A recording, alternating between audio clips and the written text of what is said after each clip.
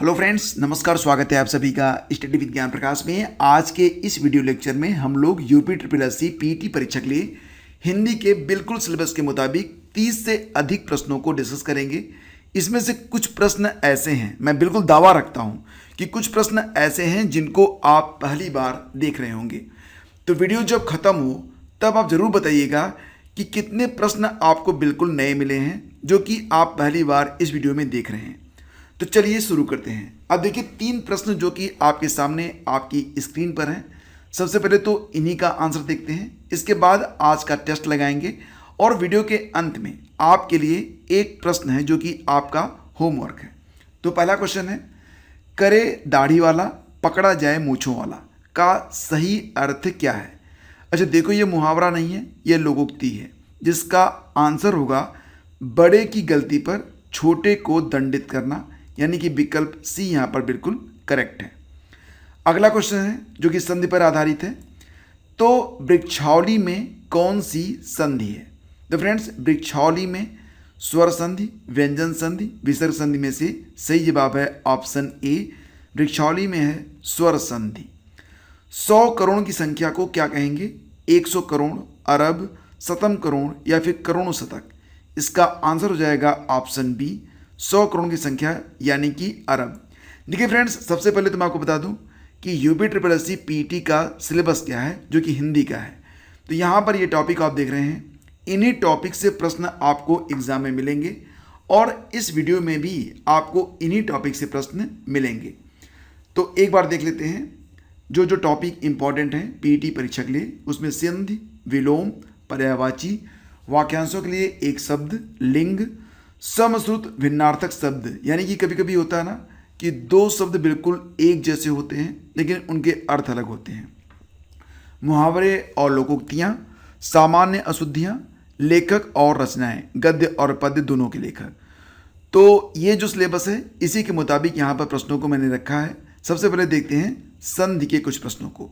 तो पहला क्वेश्चन है, नदीस में कौन सी संधि है। देखो फ्रेंड्स, संधि 3 प्रकार की होती है, एक स्वर संधि, दूसरी व्यंजन संधि, तीसरी विसर्ग संधि। तो स्वर संधि के अंतर्गत जो भेद होते हैं कितने होते हैं आगे मैं आपको बताऊंगा। अगर आपको पता है कि स्वर संधि में कितने भेद होते हैं नीचे कमेंट करके बताओ। तो नदीस में कौन सी संधि है, गुण संधि, यण संधि, दीर्घ संधि या फिर वृद्धि संधि। इसका आंसर हो जाएगा बिल्कुल ऑप्शन सी, दीर्घ संधि। अच्छा, दीर्घ संधि होती क्या है। देखो फ्रेंड्स, नदीस, नदी धन ईस से बना हुआ शब्द है नदीस, नदी धन ईस। तो क्या हो रहा है इसमें, नदी खत्म किस पर हो रही है, बड़ी ई पर, और फिर ईस जो शुरू हो रहा है ये भी बड़ी ई से शुरू हो रहा है। मतलब यहाँ पर क्या हो रहा है कि ई और ई मिलकर बड़ी ई बना रहे हैं। तो ये हो रहा है मतलब जैसे कि अ आ, ई ऊ और री के बाद हर्ष या दीर्घ अ आ ई, बड़ी ई, ऊ बड़ा ऊ और री स्वर आए तो दोनों मिलकर दीर्घ आ ई ऊ और री हो जाते हैं। तो इस प्रकार से जो संधि बनती है उसको कहते हैं दीर्घ स्वर संधि। दीर्घ संधि स्वर संधि का एक प्रकार है। इसके अंतर्गत छोटे स्वर का परिवर्तन बड़े स्वर या मात्रा में हो जाता है। तो नदीस का जो संधि है वो है दीर्घ संधि। अगला क्वेश्चन है, सूक्ति में कौन सी संधि है। तो बिल्कुल इसका आंसर आपको पता हो गया होगा। तो सूक्ति में यण संधि, वृद्धि संधि, गुण संधि और दीर्घ संधि में सही जवाब है ऑप्शन डी। जी हाँ, दीर्घ संधि है सूक्ति में। अगला क्वेश्चन है, वृक्षावली में कौन सी संधि है बताओ। वृक्षावली में स्वर संधि, व्यंजन संधि, विसर्ग संधि या फिर उपयुक्त सभी। आंसर होगा ऑप्शन ए, स्वर संधि है वृक्षावली में। अगला क्वेश्चन है, अच्छा स्वर संधि क्या होता है।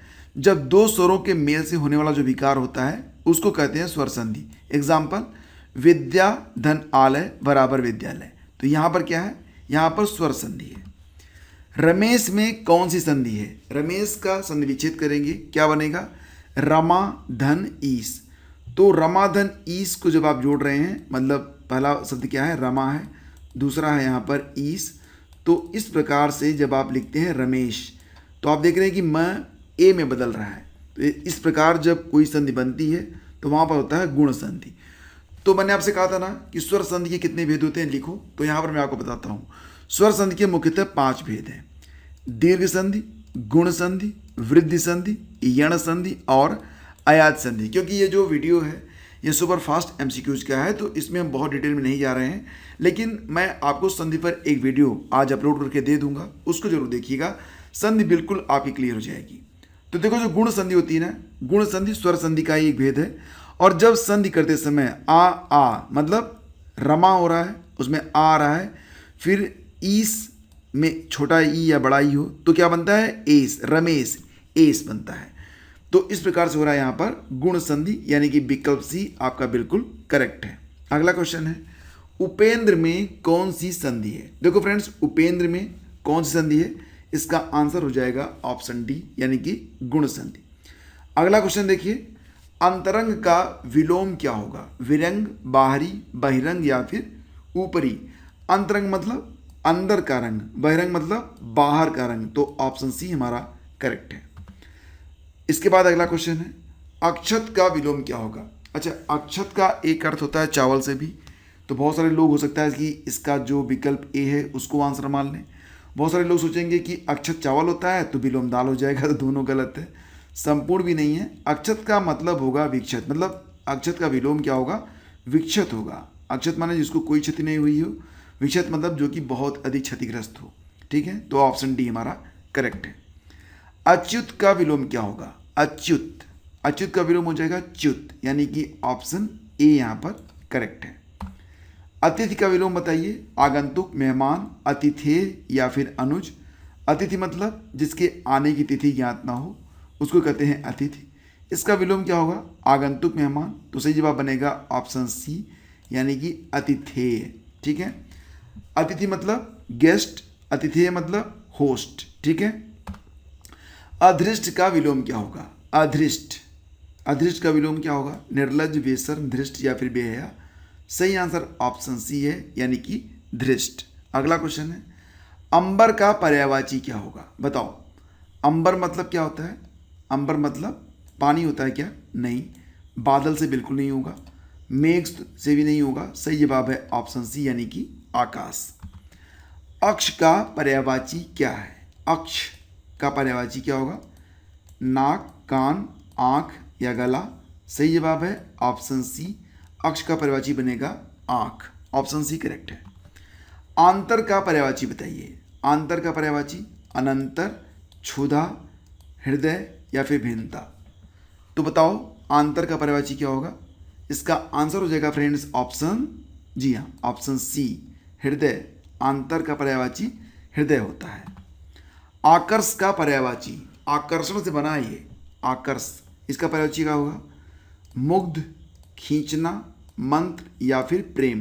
देखो फ्रेंड्स, आकर्ष का पर्यायवाची क्या होता है? खींचना होता है, मतलब जैसे कि आपका ध्यान आकृष्ट करना, आकर्षित करना।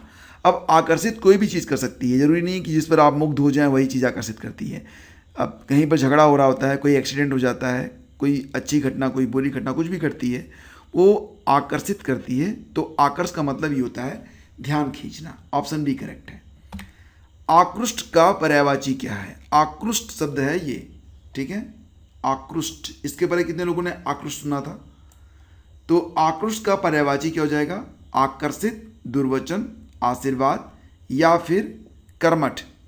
तो आकृष्ट का पर्यायवाची होगा दुर्वचन, ऑप्शन बी यहाँ पर बिल्कुल करेक्ट है। अगला क्वेश्चन है, गोंद में सोने वाला जो बालक होता है उसके लिए एक शब्द बताइए। उसको क्या कहेंगे आप? बालक कहेंगे, पुत्र कहेंगे, अंकसाई कहेंगे, अंकस्थ कहेंगे? उसको कहेंगे अंकसाई। अंक मतलब गोद से होता है, अंकसाई मतलब गोद में सोने वाला बालक। अगला क्वेश्चन है, अंडे से उत्पन्न होने वाला, उसके लिए एक शब्द क्या होगा? पक्षी, जी नहीं। पिंडज, जो पिंड से उत्पन्न होता हो। स्वेदज, जो पसीने से होता है, स्वेद माने पसीना होता है। तो अंडे से जो उत्पन्न होगा उसको कहेंगे अंडज, तो ऑप्शन बी करेक्ट है। गुरु के समीप रहने वाले को क्या कहेंगे आप? वज्रवटुक, ब्रह्मचारी, अंतेवासी या गुरुकुल? सही जवाब ऑप्शन सी है, अंतेवासी होता है गुरु के समीप रहने वाला। अपने आप मन में उत्पन्न होने वाली जो प्रेरणा होती है उसके लिए एक शब्द क्या होगा? अंतःप्रेरणा, स्वानुभूति, अंतर्मनीय या फिर अंतर्ज्ञान? तो अपने आप जो उत्पन्न होती है प्रेरणा उसको कहते हैं अंतः प्रेरणा। ऑप्शन ए सही है। अगला क्वेश्चन है, जो किसी वस्तु के अंदर दृढ़ता पूर्वक मौजूद है, किसी वस्तु के अंदर जो दृढ़ता पूर्वक मौजूद है उसे क्या कहेंगे? अंतर्ज्ञान कहेंगे क्या? नहीं। अंतःकरण कहेंगे क्या? नहीं। अंतेवासी, ये तो गुरु के समीप रहने वाले के लिए होता है, तो ये भी गलत। सही जवाब बनेगा अंतर्निर्विष्ट। ऑप्शन बी करेक्ट है। अगला क्वेश्चन है, अक्ल का पुतला मतलब अत्यंत मूर्ख, अत्यंत धूर्त, बहुत चतुर, बहुत बुद्धिमान। तो अक्ल का पुतला मतलब बहुत बुद्धिमान, तो ऑप्शन डी करेक्ट है। ये मुहावरा है। आंख मूंद कर काम करना मतलब पूर्ण विश्वास करना? जी नहीं। सोच समझ कर काम करना? जी नहीं। उपयुक्त सभी सही हैं? जी नहीं। तो सही क्या है? ऑप्शन बी, किसी की परवाह न करके अपना काम करना। इस समय आपको यही करना है, किसी की परवाह मत कीजिए, अपना काम कीजिए, आपकी सफलता शोर मचाएगी। अगला क्वेश्चन है, आड़े हाथों लेना। आड़े हाथों लेना मतलब मुसीबत में सहायता करना क्या? नहीं। झगड़ा करना? नहीं। मारपीट करना? नहीं। आड़े हाथों लेने का मतलब होता है खरी खोटी सुनाना, तो ऑप्शन ए करेक्ट है। उधार खाए बैठना मतलब ऋणी होना। बहुत सारे लोग इसका आंसर यही बताएंगे, उधार खाए बैठना मतलब उधार खाए बैठा है तो ऋणी हो गया। नहीं, कंगाल होने से भी नहीं होता। उधार खाए होना, उधार खाए बैठना का जो अर्थ है वो होता है किसी काम या किसी बात के लिए ताक लगाए रहना, ये होता है उधार खाए बैठना। कंधे से कंधा छिलना, इसका मतलब क्या होगा? बराबर की टक्कर देना, शत्रु के गले मिलना, भारी भीड़ होना, तो यही सही है, ऑप्शन सी। अगला क्वेश्चन है, बताओ कि आला खंड के लेखक कौन है? जगनिक, चंद्रबरदाई, केशवदास, प्रताप नारायण मिश्र। सही जवाब ऑप्शन ए है, जगनिक। अगला क्वेश्चन, गीत गोविंद के लेखक कौन है? विद्यापति, जयदेव, नंददास, जयशंकर प्रसाद। तो गीत गोविंद किसने लिखा था? जयदेव ने। ऑप्शन बी करेक्ट है। कीर्तिलता के लेखक कौन है? विद्यापति, जयदेव, सूरदास या फिर जयशंकर प्रसाद। तो फ्रेंड्स इसका आंसर बनेगा ऑप्शन ए, विद्यापति ने लिखी है कीर्तिलता। अगला क्वेश्चन है, वीजक के लेखक कौन है? रैदास, जयदेव, सूरदास या फिर कबीरदास। तो वीजक के लेखक हैं कबीरदास। ऑप्शन डी करेक्ट है। मृगावती के लेखक कौन है? रैदास, कुतुबन, सूरदास या फिर कबीरदास। तो मृगावती लिखी गई है कुतुबन के द्वारा। ऑप्शन बी करेक्ट है, और ये बहुत इंपॉर्टेंट भी है। कुछ और किताबों के नाम मैं आपको बता देता हूँ जो कि एग्जाम के लिए बहुत ही इंपॉर्टेंट है। जैसे कि पद्मावत, ये लिखी गई है मलिक मोहम्मद जायसी के द्वारा। चित्रावली लिखा है उस्मान ने। भक्तमाल लिखा है नाभादास ने। विनय पत्रिका तुलसीदास की रचना है। सत्यवती कथा ईश्वरदास ने लिखा है। तो सभी को याद रखना। अब एक प्रश्न आप लोगों के लिए, बताओ कि और बात खोटी सही बात रोटी का अर्थ क्या है? और बात खोटी सही बात रोटी का अर्थ क्या है? तो इसका आंसर आपको नीचे कमेंट करना है। तो दोस्तों, अगर सीरीज आपको अच्छी लग रही है तो इसे प्लीज़ लाइक और शेयर जरूर कीजिएगा। Thank you so much.